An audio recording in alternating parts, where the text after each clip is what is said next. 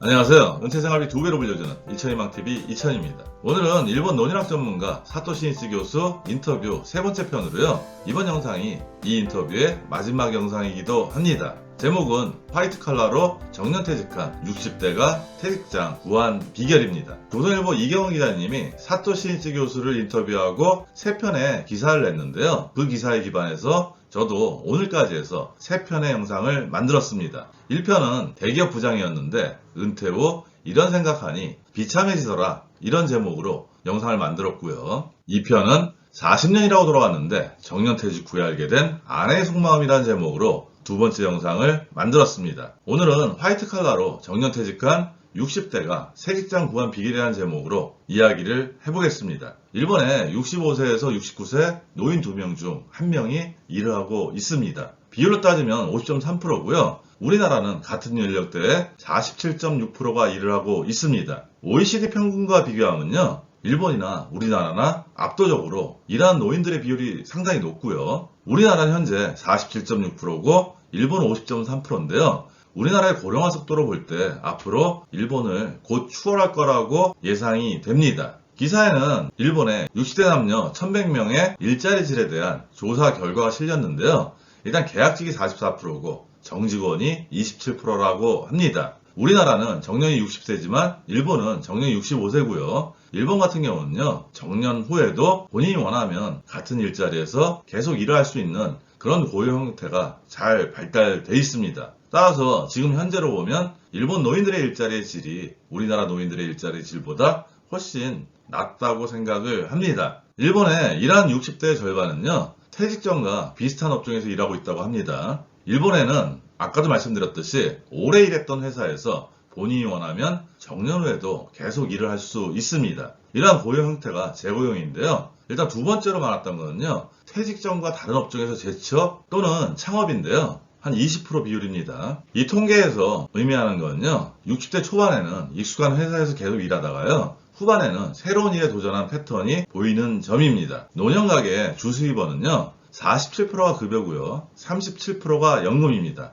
60대 후반으로 갈수록 연금 비중이 더 높아집니다. 60대 수입을 보면요, 월 10만행에서 20만행까지가 28%, 월 20만행에서 30만행 사이가 27%입니다. 현재 원엔 환율이요, 100엔당 한 1000원 정도 하기 때문에요, 100만원에서 200만원 사이가 28%, 200만원에서 300만원 사이가 27%로 이해하면 됩니다. 사토시 인스 교수는요, 인터뷰에서요, 정년퇴직자를 상대로 조사하면 창업한 사람들의 삶의 만족도가 가장 높았고요, 일을 완전히 그만둔 사람들의 행복도가 가장 신통치 않았다고 합니다. 또한 퇴직 후에는 회사 중심의 조직 몰입에서 벗어나서요, 전문 분야를 살리는 커리어 몰입으로 전환하는 노력이 필요하다고 이야기를 합니다. 즉, 옛날 회사가 좋았는데 혹은 그때 업무가 보람 있었지 하면서 추억에 젖은 채 조직 몰입 모드에 머무르면 제자리 걸음만 하게 되기 때문에 이런 부분들은 좀 주의하라는 그런 내용인 것 같습니다. 일본이나 우리나라나 일하는 노인들이 늘고 있는데요. 사토시 인스 교수는요, 정년 후에는 돈을 많이 벌겠다는 생각부터 버려야 한다고 이야기를 합니다. 그보다는 시간을 즐기는 것을 우선해야 하고요. 일하는 목적도 직위 같은 외적 보상보다는 일 자체에서 보람과 즐거움을 찾는 내적 보상으로 바뀌어야 한다고 이야기를 합니다.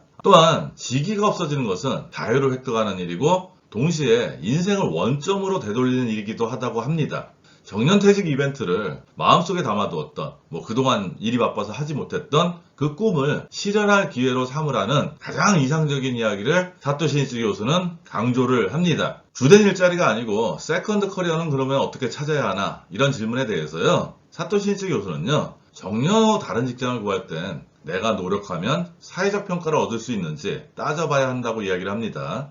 퇴직하고 나면 조직 몰입은 단절되기 때문에요, 조직에 있으면 누군가에게 도움을 받지만 나오는 순간 주변에 사람은 없고 뭐든지 혼자 알아가야 한다고 합니다. 즉, 커리어 몰입으로 전환해야만 노후 생활에도 연착륙할 수 있다고 이야기를 합니다. 이때 나는 무엇을 할 수 있는가? 강점은 무엇인가? 무엇을 좋아하고 어떤 목표를 갖고 일해왔는지 생각해보는 시간이 필요하다고 하는데요. 이 부분은 제가 생각하기에도 상당히 중요한 것 같고요. 이게 저는 요즘 퇴직의 특성을 좀 살펴볼 때요, 정년 바로 전에 이런 생각을 하는 게 중요한 게 아니고요, 한 40대, 50대가 되면 언제든지 회사를 자발적이든 비자발적이든 그만둘 수 있다는 생각을 하고요. 사전에 미리미리 이런 마인드를 가지고 준비를 해야 된다고 생각을 합니다. 재취업을 희망하는 이유는요. 아무래도 경제적 이유가 크지만요. 다른 이유도 다양하게 있습니다. 40세 이상 중장년 구직자 1020명을 대상으로 한 전국경제인연합회 2022년 구직활동 실태조사 자료를 보면요. 재취업을 희망하는 이유가 생활비 마련이 물론 32%로 압도적으로 많고요. 자녀교육비 10.2% 등 경제적 이유가 49.5%입니다. 하지만 일하는 즐거움이나 건강을 유지하기 위해서 일하는 분들도 있고요. 커리어 개발이나 남는 시간 활용의 어려움 등 다양한 다른 이유들도 꽤 있습니다. 즉 재취업을 희망하는 이유의 이런 경제적 이유와 비경제적인 이유가 나뉘는 것은 어떻게 보면 은퇴나 노후 준비에 어느 정도를 했냐 거기에 따라 달려있는 것 같습니다. 제목이 화이트 칼라가 들어간 제목이었죠. 오늘 영상이. 따라서 화이트 칼라가 정년 전에 어떤 준비를 해야 될지 그 내용에 대해서 기자가 질문을 하는데요. 조직을 떠났을 때 무엇이 나의 커리어가 될지 남에게는 나의 어떤 점이 강점으로 보일지 파악해둬야 한다고 사토시 니치 교수는 이야기를 합니다. 정년 후에 후회와 한숨으로 시간을 보내지 않으면요. 현역에서 일할 때부터 자신을 수시로 점검하면서 계속 강조하지만 조직 몰입에서 커리어 몰입으로 전환하는데 힘써야 한다고 이야기를 합니다. 요거는 제가 찾아본 자료인데요. 우리나라 직장인들 대상입니다. 주된 일자리에서 퇴직하는 평균 연령이요. 49.3세고요. 주된 일자리에서 퇴직하는 사유가 사실은 자발적인 이유보다 비자발적인 이유가 훨씬 압도적으로 많습니다. 좀 살펴보면요. 제가 일부러 건강하지 않게 내 몸을 만드는 건 아니기 때문에 비자발적인 사유로 볼 수 있는데요. 그 외에도 사업 부진, 조업 중단, 권고사직, 명예퇴직, 정리해고 또 일본 같은 경우는 이게 상당히 많습니다. 나이 든 부모를 모시기 위해서 회사를 그만두는 경우가 많은데요. 우리도 가족 돌봄이 15.2%로 결코 적은 수치가 아니고요. 앞으로 이 수치는 계속 늘어날 거라고 생각을 합니다. 게다가 직장이 갑자기 휴업을 하든지 폐업을 한다면 어쩔 수 없이 제가 일을 그만둬야 되는데요. 문제는 이 주된 일자리에서 그만두게 되면 그 다음에 얻는 일자리는 그 일자리 질이 상당히 열악해질 수도 있고요. 소득도 굉장히 떨어질 수가 있습니다. 따라서 아까 사토 시니치 교수가 정년 전에 이런 준비를 해야 된다고 얘기를 하는데요. 저는 다시 한번 강조드리면 40대, 50대 초반부터는 혹시나 주된 일자리에서 언제든지 내가 원하던 원하지 않던 그만둘 수 있기 때문에 그 이후에 양질의 일자리를 구하기 위해서라든지 아니면 그 이후에 삶의 질을 높이기 위해서라도요. 우리가 40대 후반이나 50대 초반 되면요. 언제든지 퇴직할 수 있고 사토 시니치 교수가 계속 강조하듯이요. 조직 몰입이 아니고 이제 커리어 몰입으로 일자리를 전환할 수 있는 그런 준비를 계속 철저하게 하셔야 된다고 생각을 합니다. 제가 강의를 다니다 보면요. 사실 정년퇴직까지 일하신 분들은 복 받으신 분들이죠. 이 통계를 보면 75.2%가 49.3세 평균인데 그 나이에 비자발적인 사유로 퇴사를 하게 되고 다른 일자리를 구해야 되는데요. 그 외의 일자리 질은 그리 좋지 않은 게 평균적이란 점입니다. 마지막으로요. 일본에서는 시니어 창업이 인기라고 합니다. 하지만 우리나라는 노후 파산의 한 가지 원인 중에 창업을 이야기를 합니다. 즉 올인해서 창업했다가 폐업을 하면 노후 자금을 다 잃어서 노후가 상당히 어려워지기 때문에 노후 파산의 주 원인이라고 얘기하는데요. 일본은 시니어 창업이 인기이면서 우리와 시니어 창업을 임하는 그 자세가 약간 좀 다릅니다. 즉 우리도 이 내용을 보고 창업에 대한 의미의 전환이 좀 필요하다고 생각을 하는데요.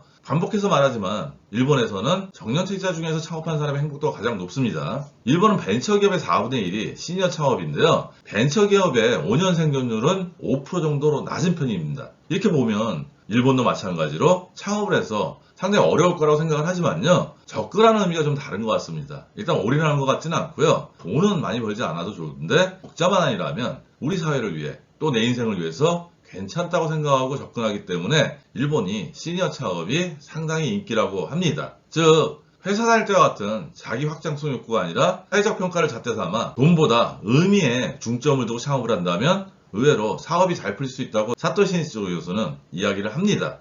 따라서 우리도 일본의 시니어 창업에 대해서는 좀 연구를 해볼 필요가 있고요. 아마 이런 배경에는 우리나라보다 공적연금이나 아니면 후생연금 이런 부분들이 잘 돼 있어서 기본적인 생활이 보장되기 때문에 아마 창업도 이런 식으로 접근해서 크게 실패하지 않고 돈보다는 삶의 의미를 찾는데 더 중점을 두는 거로 저는 추정이 됩니다. 오늘까지 해서요. 조선일보 이경훈 기자님이 일본의 논의학 전문가인 사또 신이치 교수와 인터뷰한 내용을 3편의 영상으로 만들어서 이렇게 말씀을 드렸습니다. 앞으로도 이런 부분들은 같이 공부하고 공유할 필요가 있을 것 같아서요. 좋은 기사가 있으면 이번처럼 이렇게 함께 공유를 한번 해보겠습니다. 오늘 내용도 도움이 됐으면 좋겠고요. 오늘도 행복한 하루 되세요.